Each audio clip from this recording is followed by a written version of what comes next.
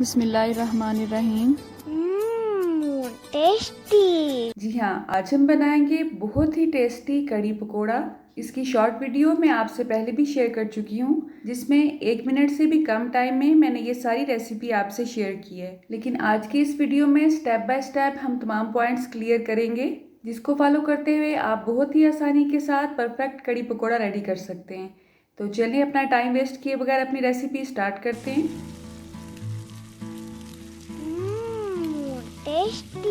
جی تو یہاں پہ میں نے دہی لیا ہے تقریباً 1.5 کلو، اور یہ گھر پہ بنایا گیا میری امی کے ہاتھ کا دہی ہے، اور آپ دیکھ سکتے ہیں الحمدللہ یہ بہت ہی گاڑھا دہی ہے۔ دہی کو آپ کیسے آسانی سے گھر پہ ہی ریڈی کر سکتے ہیں، اس کی گرمیوں اور سردیوں کی ریسیپی الگ الگ میں آپ سے شیئر کر چکی ہوں۔ آپ کو میرے چینل پہ بہت سی ریسیپیز دہی کی، مکھن کی اور دیسی گھی کی مل جائیں گی۔ اگر آپ انٹرسٹیڈ ہیں تو میرا چینل سرچ کر سکتے ہیں۔ اب اس دہی کو میں نے اچھی طرح سے پھینٹ کے پتیلے میں ایڈ کر دیا ہے۔ اب اس دہی کی ہم نے لسی بنانی ہے، جس کے لیے ہم اس میں پانی ایڈ کریں گے۔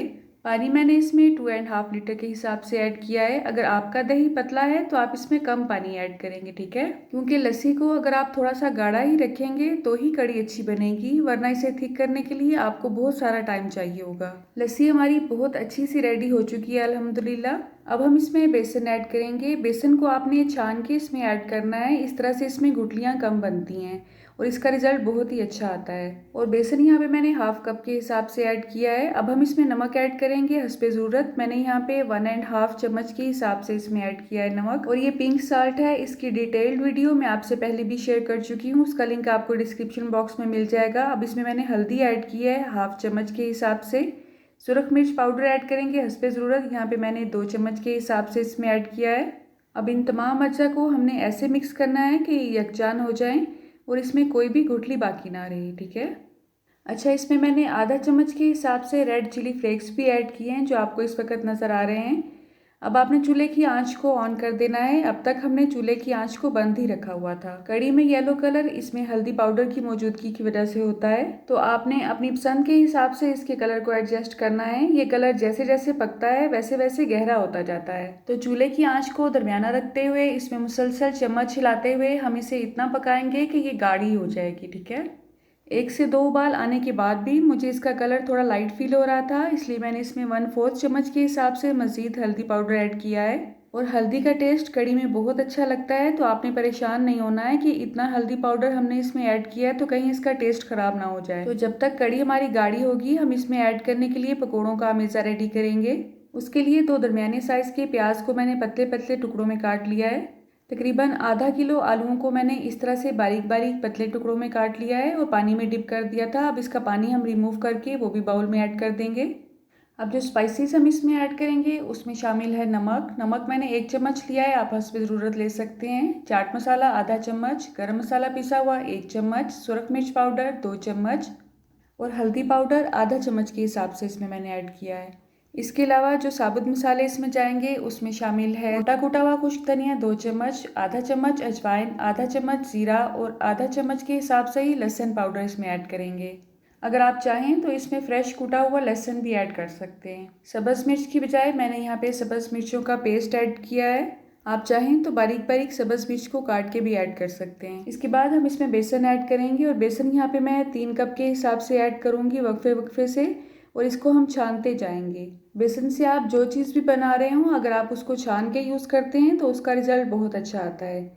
اب اس میں ہم تھوڑا تھوڑا سا پانی ایڈ کرتے جائیں گے اور اسے مکس کرتے جائیں گے۔ اگر آپ پکوڑوں کا میزہ بہت ہی گاڑھا بنا لیتے ہیں تو پکوڑے سخت بن کے تیار ہوتے ہیں، اور اگر آپ اسے تھوڑا سا رنی کنڈیشن میں رکھتے ہیں تو یہ بہت کرسپی بنتے ہیں۔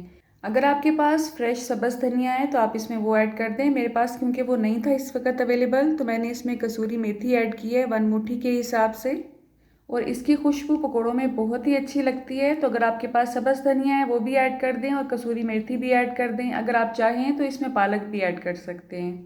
آپ دیکھ سکتے ہیں پکوڑوں کا میزہ ہمارا بالکل ریڈی ہے الحمدللہ، اور یہ بہت گاڑھا نہیں ہے، تھوڑا رنی کنڈیشن میں ہے۔ کچھ لوگ ان کو نرم کرنے کے لیے اس میں میٹھا سوڈا بھی ایڈ کرتے ہیں، لیکن اگر آپ کا میزہ اس طرح سے تھوڑا سا رنی کنڈیشن میں ہوگا تو پکوڑے نرم بھی بنتے ہیں اور کرسپی بھی بنتے ہیں۔ اسی دوران ہماری کڑی کافی حد تک گاڑھی ہو چکی ہے، لیکن ہم نے اسے اتنا پکانا ہے کہ یہ اپنی کوانٹٹی میں ہاف ہو جائے۔ اگر آپ نے اسے بہت زیادہ گاڑھا رکھ دیا تو تھوڑا سا نارمل ہونے کے بعد یہ مزید تھک ہو جاتی ہے، تو آپ نے اسے بھی تھوڑا سا رنی کنڈیشن میں ہی رکھنا ہے۔ اگر آپ نے اسے بہت زیادہ گاڑھا کر دیا پکاتے پکاتے تو یہ جذب نہیں ہوگی پکوڑوں میں اور ہماری کڑی کا رزلٹ اچھا نہیں آئے گا۔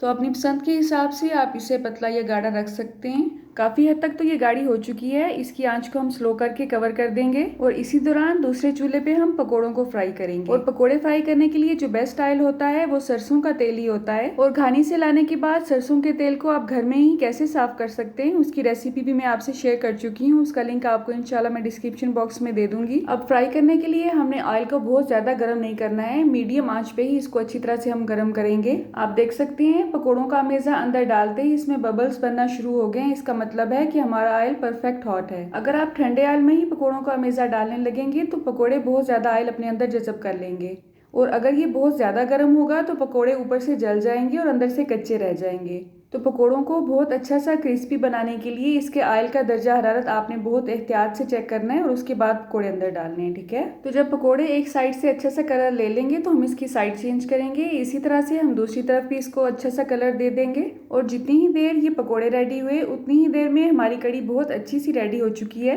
اب ان کو نکالتے ہی ڈائریکٹ ہی ہم کڑی میں ایڈ کر دیں گے، کیونکہ ابھی ہم نے کڑی کو تڑکا لگانا ہے تو ان کا ایکسٹرا آئل نکالنے کی ہمیں ضرورت نہیں ہے۔ اگر آپ چاہتے ہیں تو ان کو کسی پیپر ٹاول پہ نکال کے ان کا ایکسٹرا آئل نکال دیں اور اس کے بعد اس کو کڑی میں ایڈ کر دیں، کوئی ایشو نہیں ہے۔ بس اسی طرح سے سارے پکوڑے فرائی کرتے جائیں گے اور کڑی میں ایڈ کرتے جائیں گے۔ اگر کسی بھی ریزن کی وجہ سے آپ کے پکوڑے ہارڈ ہو چکے ہیں تو آپ نے ان کو کڑی میں ایڈ کرنے کے بعد ایک ابال آنے دینا ہے اور اس کے بعد چولہا بند کرنا ہے۔ اب یہاں پہ 1/4 کپ میں نے کوکنگ آئل لیا ہے تڑکے کے لیے، اس میں 2 پیاز باریک باریک کاٹ کے ایڈ کر دیے ہیں۔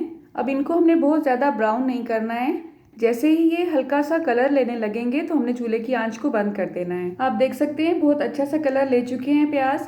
اب اس میں ہم ایڈ کریں گے 3 سے 4 عدد دڑنگی مرچ اور اتنے ہی کوانٹٹی میں دہی مرچ ایڈ کریں گے۔ دہی مرچ وائٹ کلر کی ہوتی ہے اور اس میں تھوڑی سی کھٹاس ہوتی ہے، کیونکہ اس کو دہی میں ڈال کے کافی عرصے کے لیے ڈپ کیا جاتا ہے اور اس کے بعد اسے ڈرائی کر لیا جاتا ہے۔ اگر آپ کبھی بھی دال کا تڑکا ریڈی کر رہے ہیں اور اس میں یہ مرچ ایڈ کرتے ہیں تو اس کا ٹیسٹ ڈبل ہو جاتا ہے اس کی وجہ سے۔ پیازوں نے بہت اچھا سا پرفیکٹ کلر لے لیا ہے، اب ہم چولہے کی آنچ کو بند کر دیں گے اور اسے کڑی میں ایڈ کر دیں گے۔ تڑکے کی یہ آواز سنتے ہی بھوک تو جیسے بھڑک اٹھتی ہے۔ بس اسے ایڈ کرنے کے بعد اسے اچھی طرح سے ہم اس میں مکس کر دیں گے اور اس کے اوپر موٹا کوٹا ہوا خشک دھنیا اچھی طرح سے اسپرنکل کر دیں گے۔